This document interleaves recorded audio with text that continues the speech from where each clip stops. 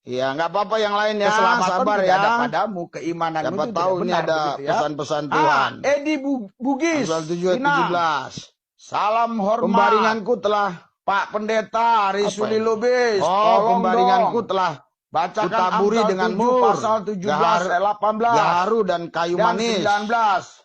Pengen dengar firman Tuhan dibacakan. Iya. Iya. Jadi, saudara, makanya kalau Berapa tadi? pikirannya najis Oh, cabul jangan. ya, Ini kok bahaya naik ini. ya. Assalamualaikum warahmatullahi wabarakatuh. Berjumpa lagi dengan Dokter Debat ya. Di mana channel ini kita akan menampilkan konten-konten yang cukup pendek dan saya rasa tidak terlalu serius karena konten-konten yang kita hadirkan di sini adalah konten-konten lucu. Jadi saya taruh di channel Dokter Debat ini ya.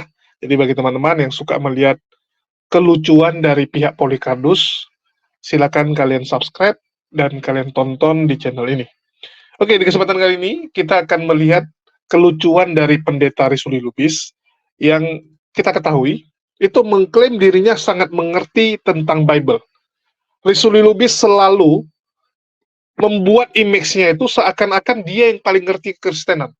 Bahkan sering kita lihat dia putarkan video Bang Zuma, terus dia bilang bahwa Bang Zuma ini tidak ngerti. Harusnya ini begini, ini begitu. Bahkan dia sering mengatakan kalau dia yang ditanya oleh Bang Zuma, dia akan jawab seperti ini. Sehingga Bang Zuma akan terdiam. Kita lihat ya, setiap dia bertemu orang, bertemu jemaatnya, dia selalu menggembar-gemborkan itu. Itu kalau saya ditanya, maka saya akan jawab gini. Itu gampang sekali. Selalu mengatakan jawaban dari pertanyaan-pertanyaan Bang Zuma, itu gampang. Padahal kalau kita lihat, banyak sekali pendeta-pendeta yang terdiam, teman-teman. Banyak sekali pendeta yang setelah berdiskusi dengan Bang Zuma, dikasih pertanyaan, itu terdiam. Apakah Risuli Lubis ingin mengatakan bahwa dia lebih pintar dari pendeta Budi Asali, Muri Wali, yang beberapa kali terdiam saat ditanya? Padahal ya, hasil didikan Muri Wali itu agak mending, sudah berani berdiskusi. Sedangkan didikan dari pendeta Risuli Lubis, saya belum menemukan. Bahkan saat saya pergi ke gereja tanpa tembok dia, itu ada satu orang, saya lupa namanya ya, kemarin saya ingat namanya, tapi ini lupa. Kemarin tuh ada murid dia, yang mungkin kalian pernah lihat video saya ya, itu sok-sok menjawab. Begitu saya tanya, terdiam dia.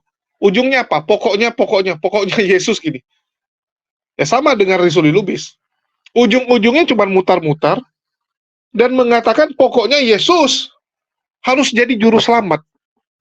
Pokoknya dia Tuhan juga. Nggak mau tahu. Kalau ditanya kenapa dia bisa jadi salah satu dari Trinitas, apakah Yesus setara dengan Bapa? Pokoknya setara. Alasannya apa? Nggak ada alasan, imani saja. Dan Risuli Lubis selalu membanggakan bahwa dia rajin baca Bible. Dan ini cukup konyol ya. Ini cukup konyol, tapi saya putarkan dulu videonya biar teman-teman lihat. Amsal berapa ya? Ya, oke, nggak apa-apa ya. Amsal 7 ya, Amsal 7 kok pasal 17? Amsal 7 ayat 17, 18, 19 ya. Amsal 7 ya. Amsal 7 saya bacakan ya. Ya, Amsal 7. Ya, nggak apa-apa yang lain ya, sabar ya. Siapa tahu ini ada pesan-pesan Tuhan. Amsal 7 ayat 17. Pembaringanku telah apa ini? Oh, pembaringanku telah kutaburi dengan mur, gaharu dan kayu manis. Oh, iya. Jadi, saudara, makanya kalau pikirannya najis cabul ya, ini bahaya ini. Ini kayaknya si Edi Bugis ini, maaf ya, kuduga suka kawin-kawin nih. Kuduga ya, ini kayaknya suka, saya duga ya. Karena dia mengartikan ayat ini, saya baca ya. Marilah kita memuaskan birahi hingga pada hari dan bersama-sama menikmati asmara. Karena suamiku tidak di rumah. Ia sedang dalam perjalanan jauh. Ya, jadi dia ini memang suka begini nih. Siapa ini? Si Edi Bugis ini ya. Iya, ini sungguh memalukan teman-teman. Ini sungguh memalukan ya. Kenapa Bible yang dianggap sebagai kitab suci, bahkan banyak sekali teman-teman sebelah itu selalu gini bilang, rajinlah membaca Bible, gerakan membaca Bible. Ya, mereka bikin namanya gerakan membaca Bible, mengajak jemaat-jemaat untuk lebih rajin baca Bible. Begitu disuruh baca, nggak berani. Begitu disuruh baca, nggak mau. Ini apaan itu? Kok ada ketakutan dari seorang Risuli Lubis untuk membacakan Bible-nya? Ini kita bukan suruh dia baca kalimat yang kita buat, tapi baca Bible yang kamu pegang. Bukan Bible yang kami ngarang ya. Kalau Polikarpus kan, mereka suka tuh, pelintir-pelintir ayat Quran. Mereka bikin sendiri ayat Quran, mereka bikin sendiri hadis palsu, mereka ketik di PowerPoint, mereka suruh kita baca. Nah, itu kan nggak mungkin. Itu ayat kamu buat. Tapi yang kita suruh baca adalah Bible yang kamu pegang, bukan kami pegang. Kita cuma bilang, Pak, tolong Pak, bacakan Bible. Amsal 7, ayat 17 sampai 19. Dan yang konyolnya, Risuli Lubis nggak tahu ayat tersebut ya. Ini membuktikan dia nggak hafal Bible. Pengetahuan dia tentang Bible dikit. Memang kita susah untuk menghafal Bible itu ya, entah kenapa. Beda dengan Quran, yang bisa dihafalkan. Kalau Bible sampai detik ini belum pernah kita menemukan ada orang yang bisa menghafal Bible. Nggak ada. Bahkan satu kitab saja, ya satu kitab, misalnya kitab Amsal, itu nggak ada yang hafal. Kitab Markus, nggak ada yang hafal. Nggak ada yang hafal. Entah kenapa itu. Itu memang satu hal yang aneh. Dan di sini kita bisa lihat bahwa Risuli Lubis ini nggak ngerti gitu. Dan jarang baca Bible kalau menurut saya. Karena dia nggak tahu. Karena kalau orang yang sering baca Bible, begitu dibilang Amsal 7, ya, Amsal 7, mungkin kita nggak hafal, tapi kita tahu apa yang ada di dalam. Anda kalau nanya sama Bang Zuma, misalnya Matius 17, Bang Zuma tahu Matius 17 itu isinya tentang apa. Anda tanya sama Ustadz Sugi, dia akan hafal. Ya, dia akan hafal ayat-ayat tertentu, walaupun mungkin istilahnya kata-katanya agak sedikit berubah. Ya, kita nggak sanggup hafal sampai per kata, tetapi kita ngerti. Kita tahu apa yang ada di dalam kitab tersebut. Begitu dibilang Amsal 7, itu penonton-penonton muslim, itu pasti udah ketawa duluan.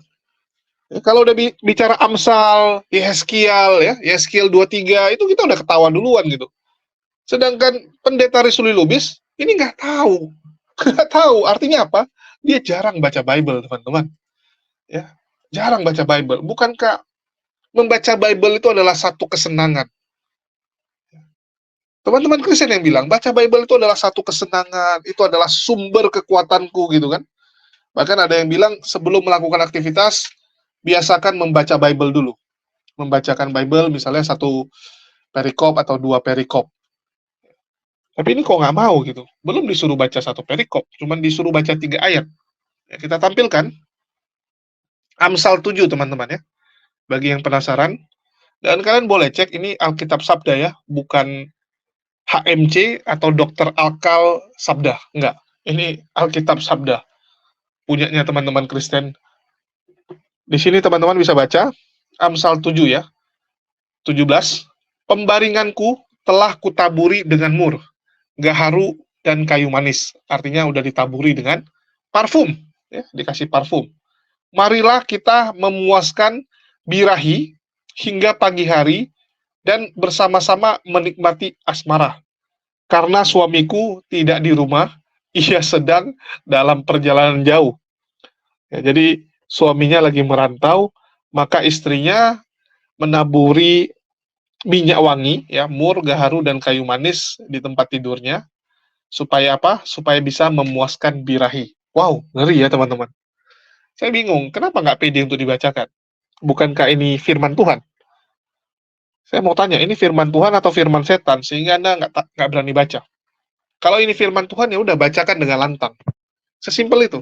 Kalau Anda pede, dan Anda yakin ini firman Tuhan, maka bacakan dengan lantang. Bacakan dengan lantang. Terus saya tambahin ya, Yeskiel. Astagfirullah. Kakak beradik Ohola dan Oholiba. Datanglah firman Tuhan kepadaku. Hai anak manusia, ada 2 orang perempuan, anak dari satu ibu. Mereka bersundal di Mesir, mereka bersundal pada masa mudanya, di sana susunya dijama-jama, dan dada keperawanannya dipegang-pegang. Nama yang tertua ialah Ohola, dan nama adiknya ialah Oholiba. Jadi susunya itu dijama-jama dan dada keperawanannya dipegang-pegang. Ya, saya nggak tahu ini gimana ceritanya gitu ya. Apakah Tuhan ngomongnya seperti itu? Hei, hei umatku gitu kan? Atau nih, hei anak manusia, dengarkan ya, ada 2 orang perempuan, mereka bersundal di Mesir. Aduh, saya nggak tahu apakah seperti itu. Ini gimana? Ini gimana ini? Tapi kenapa nggak berani dibacakan? Bukankah ini firman Tuhan? Atau kalian mengakui apa yang disampaikan oleh pendeta Brian bahwa memang sebenarnya banyak kontradiksi sehingga kalian nggak pede, sehingga kalian sembunyikan ini semua. Ya mungkin seperti yang dibilang Brian ya. Bentuk utama kekristenan progresif adalah yang paling diangkat paling tinggi itu bukan Alkitab. Kalau yang tradisional itu kan Alkitab, apa aja yang tertulis di sini Alkitab disembah. Kekristenan progresif, dan ini termasuk nih mulai di yang gue percaya ya. Gue tidak percaya, dan ini akan disebut sesat oleh banyak orang Kristen. Gue tidak percaya bahwa Alkitab nggak pernah salah. Kekristenan umum itu percaya yang namanya inerrancy of Bible, artinya Alkitab tuh nggak mungkin salah. Kalau dia bilang bumi diciptakan 6 hari, ya 6 hari. Tapi ternyata bro, pada saat gue cari tahu, Alkitab tuh bahkan dia bukan cuma kita nggak ngomong salah benar, dia sering mengkontradiksi dirinya sendiri. Banyak hal yang kita percayai di Alkitab dulu yang hari ini udah nggak berjalan. Contohnya, kan kita selalu bilangnya Alkitabiah. Sering kan dibilang itu kan, nggak Alkitabiah. Alkitabiah gimana? Perbudakan itu Alkitabiah. Iya kan? Membunuh sebuah bangsa, ibu-ibu yang hamil perutnya disobek kebuka, bayi-bayinya lo hancurin pakai batu, itu Alkitabiah. Ya, jadi saya curiga bahwa sebenarnya yang disampaikan Brian ini yang benar gitu. Tetapi pihak sebelah, para pendeta, ya mereka nggak bisa menerima kebenaran itu. Karena kalau mereka mengakui bahwa Bible punya kontradiksi, bahwa Bible tidak lebih daripada karangan manusia, maka itu akan meruntuhkan banyak iman dari jemaat-jemaatnya.